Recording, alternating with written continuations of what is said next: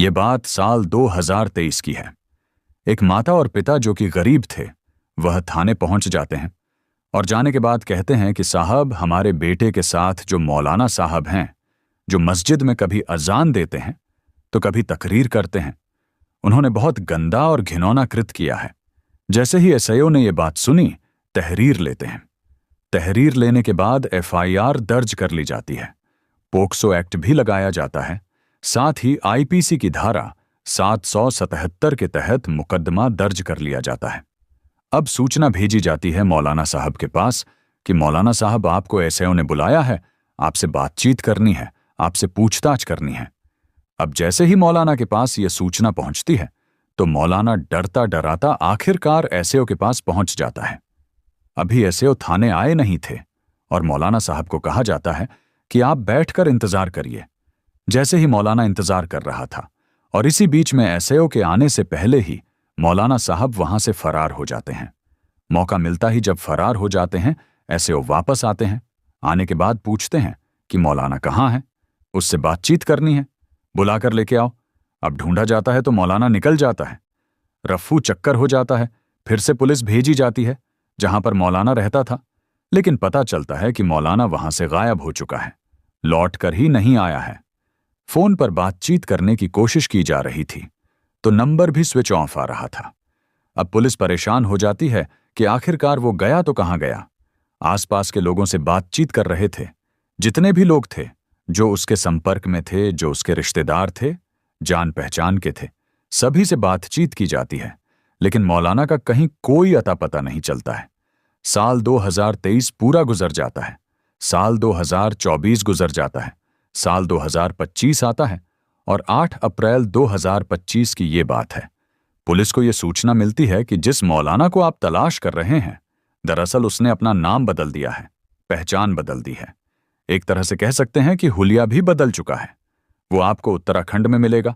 अब crime branch की police Mumbai से सीधा उत्तराखंड पहुंच जाती है, मौलाना को हिरासत में लेती है और हिरासत में लेने के बाद जब पूछताछ की जा रही थी तो चौंकाने वाली बात सामने आती है।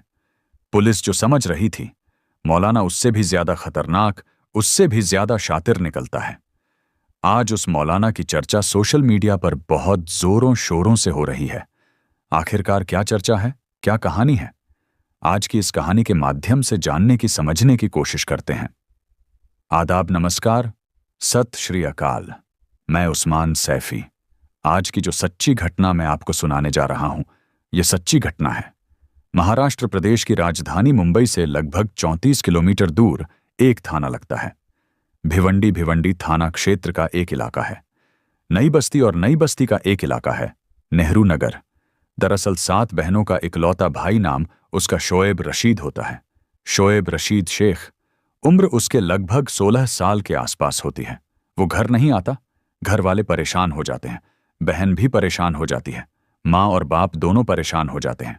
आखिरकार घर वाले जब आसपास के लोगों से, रिश्तेदारों से, सबसे पूछते हैं। यह तारीख है 20 नवंबर 2020 की। उसे सब जगह ढूंढा जाता है, जो उसके दोस्त होते हैं उनसे पूछा जाता है, लेकिन कोई कुछ बताने की स्थिति में होता नहीं है।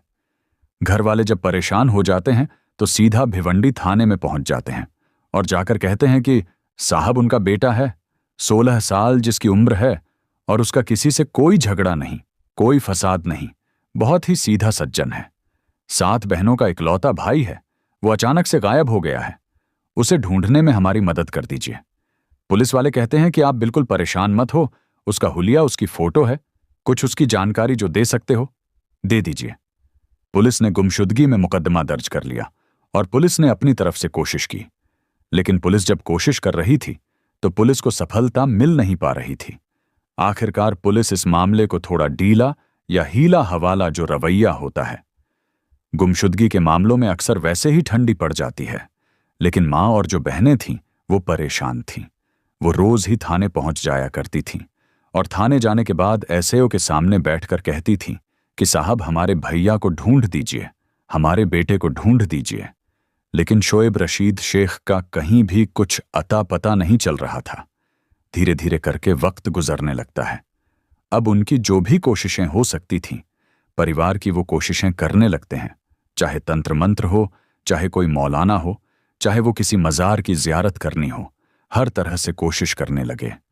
जाकर उन्होंने हाजी अली की दरगाह पर भी जाते हैं, वहां भी मन्यता करते हैं और मन्यता करने के बाद अपने बेटे की सलामती की दुआएं कर रहे थे कि हमारा बेटा लौट कर वापस आ जाए।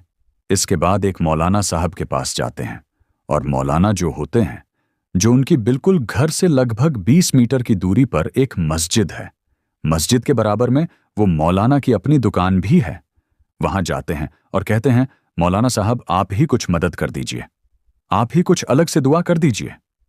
जैसे ही माँ बाप ने, बहनों ने ये कोशिश की तो मौलाना साहब ने कहा कि बिल्कुल परेशान होने की जरूरत नहीं है, एक काम करो, आप एक बकरे का इंतजाम करो और जो बकरे का इंतजाम करने के बाद मिस्कीन यानी कि गरीबों की दावत कर दीजिए, गरीबों की दुआएं आपको लगेंगी तो हो सकता है कि आपका बेटा वापस लौट कर आ जाए।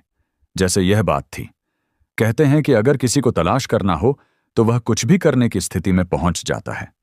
वैसे भी इकलौता बेटा था तो माँ बाप बिल्कुल तैयार हो जाते हैं। बकरे का इंतजाम किया जाता है, उसको बनवाया जाता है, जो गरीब लोग होते हैं उनकी दावत भी की जाती है, लेकिन बेटा नहीं मिलता और उसके बाद फिर थोड़ा सा वक्त आगे बीत जाता है। जब वक्त आगे बीत जाता है तो आखिरकार मौलाना साहब से फिर कोई नई तरकीब पूछते हैं तो मौलाना साहब कहते हैं कि आपको एक काम करना चाहिए, अजमेर शरीफ जाना चाहिए। राजस्थान में अजमेर है, वहां पे ख्वाजा मोइनुद्दीन चिश्ती की दरगाह है, वहां पर जाकर जियारत करो, उम्मीद करता हूं कि आपकी अल्लाह ताला जरूर सुन लेगा। ये मौलाना गुलाम रब्बानी शेख ने जब ये तरकीब बताई तो घर वाले पहुंच जाते हैं। लगभग 1 महीने तक अजमेर शरीफ की दरगाह पे ही रहते हैं, यह उम्मीद के साथ कि उनका बेटा लौट कर वापस आ जाएगा, लेकिन वो लौट कर वापस नहीं आता है। घर वाले वापस लौट कर आ जाते हैं। माँ बाप भाई बने जो भी कोशिशें कर सकते थे वो अपनी तरफ से पूरी कोशिश कर रहे थे। इसी तरह से नवंबर का वो महीना था, तारीख भी 20 थी, मुकदमा दर्ज होता है, साल 2021 आता है, साल 2022 आता है, साल 2023 आता है, लेकिन उस बच्चे का, उस बालक का कहीं भी कोई अता पता, कोई खबर नहीं थी, कोई सूचना नहीं थी। घर वाले भी हार जाते हैं, थक जाते हैं, लेकिन एक उम्मीद थी कि उनका बेटा लौटकर जरूर वापस आएगा। आखिरकार साल 2023 की ही बात है। नवी बस्ती का ही रहने वाला एक व्यक्ति होता है, वो अपनी पत्नी के साथ थाने पहुंच जाता है और थाने जाने के बाद कहता है कि साहब मौलाना गुलाम रब्बानी शेख ने उनके बेटे के साथ गंदा घिनौना कृत किया है, उस आदमी को गिरफ्तार कर लीजिए और उसके खिलाफ कानूनी कार्रवाई करिए। पुलिस के पास जब सूचना पहुंचती है, पुलिस एफआईआर दर्ज कर लेती है। एफआईआर दर्ज करने के बाद अब उस मौलाना गुलाम रब्बानी शेख को गिरफ्तार करने के लिए जब दबिशें दी जाती हैं, वो थाने जरूर आता है, लेकिन थाने में पुलिस को चकमा देकर चुपचाप निकल जाता है। कहां गया, कहां नहीं गया, पुलिस के लिए एक बड़ा सवाल था। पुलिस उसे ढूंढने की कोशिश कर रही थी। बात अब ये क्राइम ब्रांच तक पहुंच जाती है और किसी ने एक फोन कर दिया। फोन करने के बाद कहा कि साहब, साल 2023 में जो एक मामला दर्ज हुआ है, आपके थाने में इससे भी बड़ा एक और मामला है जो साल 2020 में दर्ज हुआ था। हो ना हो, उस लड़के की गुमशुदगी में इस मौलाना का ही हाथ है। जैसे ही पुलिस को यह बात पता चलती है, क्राइम ब्रांच इस मामले में और सतर्क हो जाती है। आखिरकार पुलिस के पास मुखबिर की एक सूचना पहुंचती है और मुखबिर बताता है कि यह हिमाचल प्रदेश की एक मस्जिद के अंदर इमामत कर रहा है, लोगों को नमाज पढ़ाता है, आपको वहां जाना चाहिए, देखना चाहिए। क्राइम ब्रांच की जो पुलिस होती है मुंबई से सीधा हिमाचल प्रदेश पहुंच जाती है, लेकिन हिमाचल प्रदेश की उस मस्जिद में जब पहुंचते हैं तो कहते हैं कि हां, मौलाना साहब थे तो जरूर यहां पर, लेकिन अब नहीं है, यहां से जा चुके हैं, चले गए हैं। हो सकता है कि जिस मकबी ने सूचना दी हो, किसी और ने यह मौलाना को पहले ही सूचना दे दी हो कि मौलाना साहब यहां से निकल जाओ, नहीं तो पुलिस आपको गिरफ्तार कर लेगी। साल 2023 की यह बात थी। अब पुलिस वाले उसे ढूंढने की कोशिश कर रहे थे। साल 2024 आ जाता है, 25 आ जाता है। आखिरकार फिर से एक बार सूचना मिलती है पुलिस को, क्राइम ब्रांच को, और यह सूचना मिलती ही तो पता चलता है कि उत्तराखंड के किसी इलाके में कोई मस्जिद है और मस्जिद में वो इमामत कर रहा है, वहीं पर वो मौलाना छुपा हुआ है। आखिरकार पुलिस ने इस बार कोई रिस्क नहीं लिया और जितनी जल्दी हो सकता था 8 अप्रैल 2025 को आखिरकार उस मौलाना को पकड़ लिया, गिरफ्त में ले लिया। और गिरफ्त में लेने के बाद जब उसे पूछताछ के लिए थाने लेके आते हैं, जो कहानी वो बताता है मौलाना, वो वाकई सुनकर हैरानी होती है, परेशानी होती है। लोग सोचने पर मजबूर हो जाते हैं कि आखिरकार ये मौलाना इतना घिनौना कृत कैसे कर सकता है। दरअसल इसे लड़कों का शौक था, ये लड़कों के साथ गंदा काम करता था। इसे मौलाना एक दिन एक रात की बात है, जब ये मौका मिला, एक लड़के के साथ ये घिनौना कृत कर रहा था, उसके साथ गंदा काम कर रहा था। और इसी बीच में जो 16 साल का वो लड़का था, साल 2020 की ये बात है, नवंबर का महीना था। अचानक ही शोएब रशीद शेख पहुंच जाता है और उसने चुपके से उस मौलाना को ये सब करता हुआ उस लड़के के साथ देख लिया। और जैसे ही देखा तो उस मौलाना की भी नजर इस लड़के पर पहुंच जाती है, शोएब पर। अब मौलाना डर जाता है कि यार मेरे मोहल्ले में तो बहुत अच्छी खासी बात है, मस्जिद में जाता जाता है, तकरीर करता है, अजान देता है, लोग बड़ी इज्जत करते हैं, खुद की दुकान है, लोग दुकान पर भी आते हैं।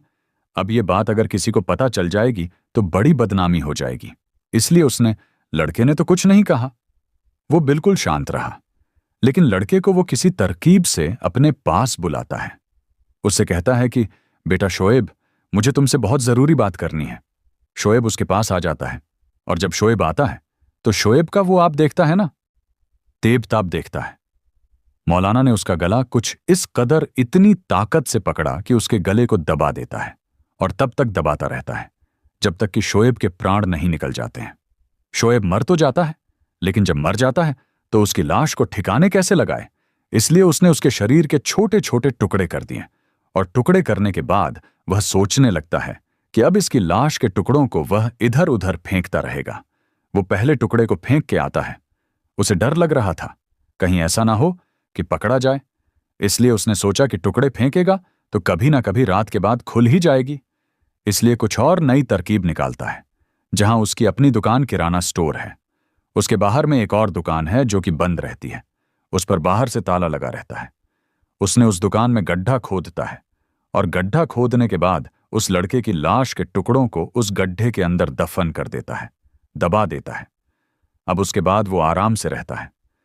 परिवार के लोगों ने इसी मौलाना से संपर्क किया था कि हमारा बेटा गायब है, आप हमारी मदद करिए। इसी ने कहा था कि आप बकरे का इंतजाम कर लीजिए, मिस्कीन यानी कि गरीबों की दावत कर दीजिए। उसने कहा था कि आप हाजी अली की दरगाह पर जाइए, जियारत करिए। उसने ही कहा था कि आप अजमेर जाइए और अजमेर जाने के बाद आप जियारत करिए। कम से कम आपको 1 महीने का समय देना पड़ेगा। इस तरह की नई नई तरकीब बता रहा था वो मौलाना, और वही कातिल होता है उस लड़के का। और घर वाले जब इस बात की उनकी जानकारी होती है पुलिस के माध्यम से, मीडिया के माध्यम से, कि उनका बेटा तो उसी रात, जिस रात वो गायब हुआ था, उसी रात मर चुका था, उसका कत्ल हो चुका था, उसके छोटे छोटे टुकड़े हो चुके थे। कुछ टुकड़ों को सड़कों के किनारे भी उसने फेंक दिए थे, बाकी टुकड़ों को उसने अपनी ही दुकान के अंदर दफन कर दिया था, दबा दिया था। अब पुलिस की टीम ने इसमें जब मुराना ने जानकारी दी तो पुलिस अधिकारी, फॉरेंसिक टीम, राजस्व टीम, डॉक्टरों की टीम, सभी टीम मिलकर वहां पर पहुंच जाती हैं। उस दुकान के जब पता बताया जाता है, जो कि नेहरू इलाके में होती है, अब इसी दुकान के गड्ढा खोदा जाता है। लगभग 4-1-2 साल पहले जो दफन किया गया था, टुकड़ों के रूप में उसके कुछ अवशेष मिल जाते हैं। और जब अवशेष मिल जाते हैं तो उनके फॉरेंसिक टीम ने उनको कब्जे में लिया और कब्जे में लेने के बाद आखिरकार जो एक कलीना जगह लगती है, कलीना में फॉरेंसिक लैब है, उस लैब में उन टुकड़ों को उन जो लैब के लिए भेजा जाता है, ये पड़ताल करने के लिए कि जो भी ये कंकाल मिला है, क्या यह वाकई शोएब रशीद शेख का है या किसी और का है। अब पुलिस इस मामले की जांच पड़ताल में जुटी है। लेकिन जैसे ही सोशल मीडिया, अखबार, टेलीविजन, ये जहां जहां न्यूज ये चल रही थी, वहां वहां जब लोगों को इस मौलाना के बारे में, इसकी करतूत के बारे में पता चलता है, तो उस इलाके में जो नब्बी बस्ती होती है, बड़ी संख्या में महिलाएं, पुरुष इकट्ठे हो जाते हैं। इकट्ठा होने के बाद मीडिया वालों से एक ही बात करते हैं कि या तो इसे हमें दे दो, हम ही इसका इंसाफ कर देंगे। यानी कि महिलाएं इतना गुस्से में थीं, उसकी मां इतने गुस्से में थी कि उसको वहीं मारने की वो बात कह रही थी, या वो कह रही थी कि कानून अगर अपना काम ईमानदारी से कर रहा है तो जल्दी से जल्दी कानून से कहो कि वो उसे फांसी के फंदे पर चढ़ाए ताकि उसके बेटे को इंसाफ मिल सके। अब इंसाफ मिलने में आपको तो खैर पता ही है कि कितना वक्त लग जाता है। साल, 10 साल, 20 साल, 50 साल भी बीत सकते हैं, लेकिन इंसाफ पता नहीं मिलेगा, नहीं मिलेगा। लेकिन एक मां की जो उम्मीद थी, वो उम्मीद तो अब पूरी तरह से टूट चुकी है, क्योंकि उसका बेटा जिस दिन गायब हुआ था वो उसी दिन मर चुका था। उसकी लाशों के टुकड़े हो चुके थे। कुछ टुकड़े कुत्तों ने या कुछ जानवरों ने खाए होंगे, तो कुछ टुकड़े जमीन के अंदर दफन हो गए थे। दोस्तों, इस पूरे घटनाक्रम को सुनाने का उद्देश्य है किसी को परेशान करना नहीं है, किसी का दिल दुखाना नहीं है, बल्कि आपको जागरूक करना है, आपको सचेत करना है